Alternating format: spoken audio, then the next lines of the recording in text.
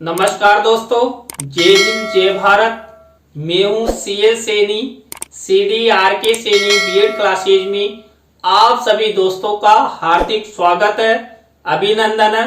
दोस्तों, आपकी फरमाइश के आधार पर हमारे इस चैनल पर इकाई योजना निर्माण कार्यक्रम चलाया जा रहा है। इस इकाई योजना निर्माण कार्यक्रम के तहत हम आपको आपके सभी शिक्षण विषयों पर इकाई योजना का निर्माण करना बता रहे हैं। किस तरह आप फुल लेसन प्लान का शॉर्ट रूप यानी कि यूनिट प्लान के रूप में आप बना सकते हैं। दोस्तों, आज की लाइव क्लास में हम वाणिज्य शिक्षण इकाई योजना क्रमांक 1 यानी कि खातों के प्रकार, इस पर हम आपको इकाई योजना का निर्माण करना बताएंगे। दोस्तों, खातों के प्रकार, इस मुख्य इकाई पर हम 3 उप इकाइयां आपको बताएंगे जिस पर आप अच्छे से यूनिट प्लान बना सकते हैं। दोस्तों, यदि आप हमारे इस चैनल पर पहली बार आए हैं तो जल्दी से हमारे इस चैनल को सब्सक्राइब कर दे, जिससे आपको आपके सभी शिक्षण विषयों के यूनिट प्लान आपको मिल सके। दोस्तों, यहाँ पर देखिए, जो फुल लेसन प्लान होता है उसका शॉर्ट रूप यहाँ पर बनाया जाता है और मेरे द्वारा भी यहाँ पर शॉर्ट रूप बनाने का प्रयास किया गया है, लेकिन मैटर अधिक होने और पेज यानी कि जब आप यूनिट प्लान बनाते हो एक ही पेज में आपको एक यूनिट प्लान बनाना होता है, लेकिन यहाँ पर किसी भी स्थिति में वो एक पेज पर नहीं आया है, तो इसको मैंने 2 या 3 पेज पर बनाने का प्रयास किया है। आपको जूम करके भी बता दिया जाएगा। तो देखिए, यहाँ पर ये यूनिट प्लान है। यहाँ पर दोस्तों मुख्य रूप से जो हम ध्यान देते हैं तो सबसे ऊपर लिखा है मैंने वाणिज्य शिक्षण इकाई योजना की रूपरेखा क्रमांक 1। जितनी भी आप यूनिट प्लान बनाते हैं उसके हिसाब से क्रम संख्या बदल देंगे। इसके बाद आपको आपका विषय लिखना है, मुख्य इकाई का नाम लिखना है। यहाँ पर मुख्य इकाई है खातों के प्रकार, और मुख्य इकाई से रिलेटेड उप इकाइयां यहाँ पर है हमारी चालू खाता, बचत खाता और आवृत्ति खाता। इस तरह आपको ये यूनिट प्लान की जो ऊपर फॉर्मेलिटीज पूरी की जाती है पूरी करना है। और दोस्तों, अब मैं आपको इन जो यहाँ पर कॉलम दिए हुए उनके बारे में बता देता हूं, उसके बाद जूम करके आपको समझाऊंगा। तो दोस्तों, यहाँ पर देखिए, पहले विषय वस्तु का विश्लेषण किया जाता है। पहले कॉलम में जो विषय वस्तु हम यहाँ पर तीनों उप इकाइयों से रिलेटेड लेंगे। उसके बाद उद्देश्य में अपेक्षित व्यवहारगत परिवर्तन का कॉलम बनाता है। शिक्षण बिंदु वो उप इकाई का 3rd नंबर का कॉलम होता है। छात्र अध्यापक छात्र अध्यापिका क्रिया का होता है। छात्र छात्रा का क्रिया का होता है। शामपट कार्य का होता है।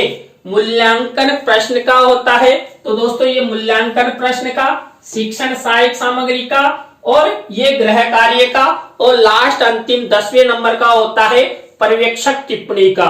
तो यहाँ पर देखिए, मैं आपको जूम करके थोड़ा सा इसको बता देता हूं जिससे ये आपको अच्छी तरह समझ में आ जाए।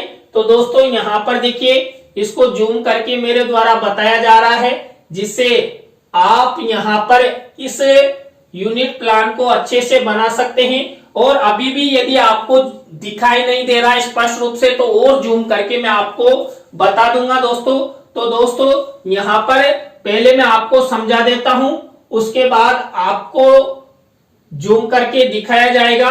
तो देखिए, यहाँ पर हम सबसे पहला कॉलम लेते हैं। दोस्तों, यहाँ पर सबसे पहला कॉलम है विषय वस्तु विश्लेषण का। इसमें देखिए, जो हम 3 उप इकाइयां लेते हैं उससे रिलेटेड लिख देते हैं। तो यहाँ पर चालू खाता, बचत खाता और आवृत्ति जमा खाता, इससे रिलेटेड हम क्या लिख देते हैं, संबंधित विषय वस्तु। तो इस तरह लिख देना है। इसके बाद आपको दूसरा कॉलम उद्देश्य, विशिष्टीकरण और अपेक्षित व्यवहारगत परिवर्तन का बनाना है। तो दोस्तों, यहाँ पर जो हमें हमारी मेन पाठ योजना यानी फुल लेसन प्लान में जो उद्देश्य, विशिष्टीकरण और अपेक्षित व्यवहारगत परिवर्तन बनाते थे, वहां पर तो दोस्तों हम 1 से 2 विशिष्टीकरण और 2 से 3 अपेक्षित व्यवहारगत परिवर्तन बनाते थे। लेकिन यहाँ पर क्या कर दिया जाता है, शॉर्ट रूप यहाँ पर बनाया जाता है। तो देखिए दोस्तों, यहाँ पर ज्ञान उद्देश्य से रिलेटेड मैंने ये एक उद्देश्य विशिष्टीकरण और अपेक्षित व्यवहारगत परिवर्तन बनाया है। इसी तरह अवबोध उद्देश्य से रिलेटेड, इसी तरह ज्ञानोपयोग उद्देश्य से रिलेटेड, और इसी तरह देखिए दोस्तों यहाँ पर कौशल उद्देश्य से रिलेटेड। देखिए कौशल उद्देश्य में भी मैंने क्या किया है, यहाँ पर केवल एक ही पॉइंट में ये सारा लिख दिया है, क्योंकि यहाँ पर फुल लेसन प्लान का शॉर्ट रूप प्रदान किया जाता है। और पूरे लिखने लग गए तो यहाँ पर ऐसे छोटे छोटे कॉलम में आएंगे ही नहीं ना, इसलिए यहाँ पर शॉर्ट रूप यूनिट प्लान में लिया जाता है। इसी तरह देखिए अभिरुचि से रिलेटेड ये यहाँ पर ये शॉर्ट रूप प्रदान किया गया है। इसी तरह देखिए 6 नंबर का जो उद्देश्य होता है अभिवृत्ति, अभिवृत्ति से रिलेटेड ये देखिए यहाँ पर ये शॉर्ट रूप में विशिष्टीकरण और अपेक्षित व्यवहारगत परिवर्तन लिख दिया है। दोस्तों इसके बाद देखिए हमारा नेक्स्ट कॉलम यहाँ पर शिक्षण बिंदु का आता है। तो दोस्तों यहाँ पर अब हम आपको और अधिक समझाने की कोशिश करेंगे। तो शिक्षण बिंदुओं उप इकाई छात्र अध्यापक छात्र अध्यापिका क्रिया छात्र छात्रा क्रिया। अब दोस्तों यहाँ पर 3 कॉलम लेते हैं। तो देखिए हमारा फुल लेसन प्लान में भी पहला शिक्षण बिंदु प्रस्तावना होता था और वहां पर हम 3 से 5 प्रश्न बनाते थे, लेकिन आपको यहाँ यूनिट प्लान में न्यूनतम 3 ही प्रश्न बनाने हैं और तीनों प्रश्नों के उत्तर लिखने हैं। तो इस तरह आपको एक प्रस्तावना की स्टेप अपनानी है। इसके बाद उद्देश्य कथन की लैंग्वेज लिख देनी है। इसके बाद पाठ प्रस्तुतिकरण की लैंग्वेज लिख देनी है। इधर देखिए आपको यहाँ पर ये 6 नंबर का कॉलम है श्यामपट्ट कार्य का। अब देखिए पूरी पाठ योजना में जो भी श्यामपट्ट कार्य हम करते थे उनके मिनिएचर इस कॉलम में लगाए जाते हैं। तो यहाँ पर हम आगे जो हमारे उप इकाइयां हैं उसमें श्यामपट्ट कार्य करेंगे, तो वहां पर इस कॉलम में श्यामपट्ट कार्य के मिनिएचर लगा देंगे। इसके बाद मूल्यांकन कार्य, दोस्तों हम फुल लेसन प्लान में पुनरावृत्ति प्रश्न पूछते हैं, मूल्यांकन कार्य करते हैं, मूल्यांकन के प्रश्न बनाते थे ना, उनमें से कुछ प्रश्न यहाँ पर लिख दिए जाते हैं। तो दोस्तों मैंने ये 4 ही प्रश्न लिखे टोटली, ज्यादा नहीं लिखना है आपको क्योंकि यहाँ पर आएगा ही नहीं। तो यहाँ पर इसी तरह नेक्स्ट कॉलम है शिक्षण सहायक सामग्री का।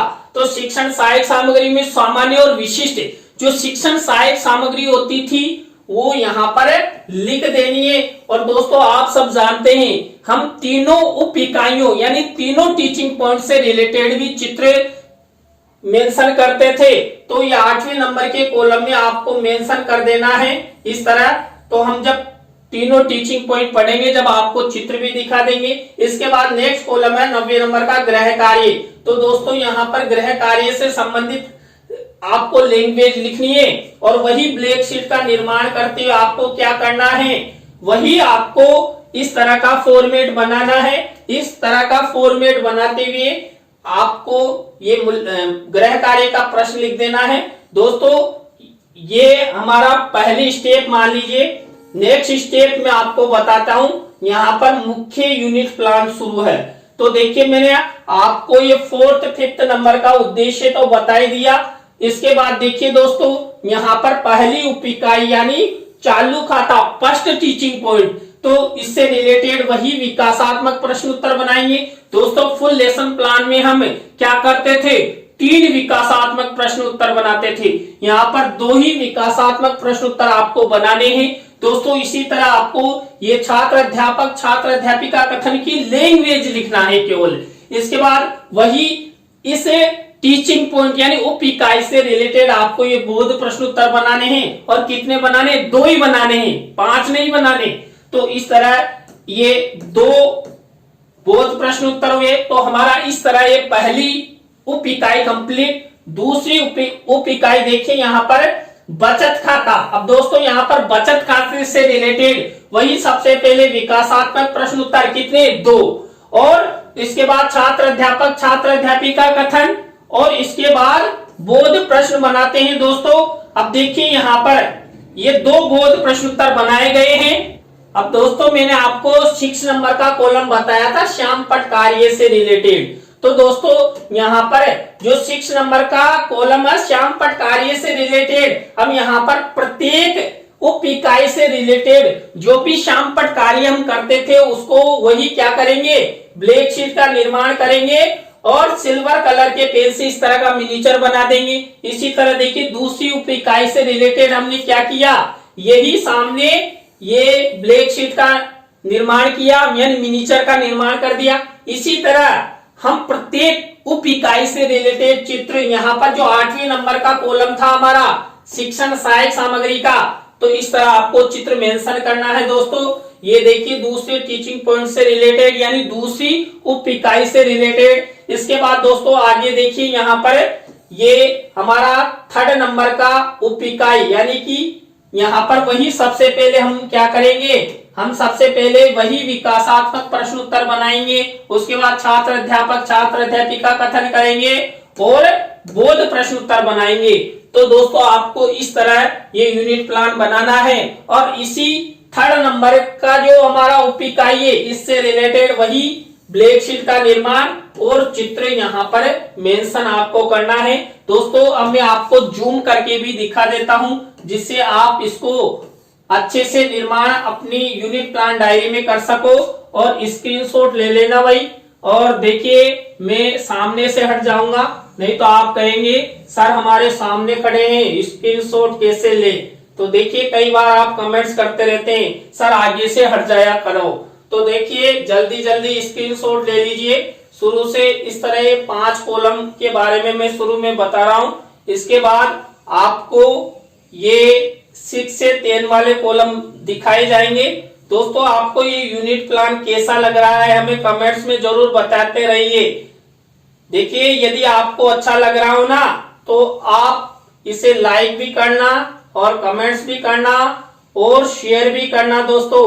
और दोस्तों इस यूनिट प्लान में यदि आपको कोई कमी लग रही हो तो आप हमें कमेंट्स रूप में बताएं या हमारे हेल्पलाइन पर कमी हमें जरूर बताएं। देखिए हमें हमारी कमी आप द्वारा बताई जाती है तो अच्छा लगता है, जिससे हम उन कमियों को दूर करें और आपको अधिक से अधिक अच्छे से अच्छा मैटर देने की कोशिश करेंगे।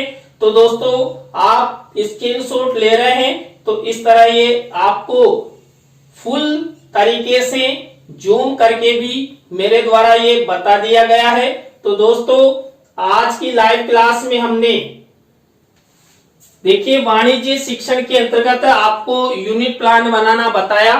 आज की लाइव क्लास आपको कैसी लगी कमेंट्स में हमें जरूर बताएं। अच्छी लगी हो तो लाइक करें, कमेंट्स करें और शेयर जरूर करें। दोस्तों आप सब हमारी वीडियो को शेयर करते हैं ना तो हमें मनोबल मिलता है और आपका एक शेयर क्या पता कितनों को ज्ञान प्रदान कर जाए। इसलिए आप खुद वीडियो को देखने के बाद अपने अपने ग्रुपों में जरूर शेयर किया करो। दोस्तों न्यू यूनिट प्लान के साथ हम आपसे फिर मिलेंगे CDRK सैनी BEd क्लासेज पर।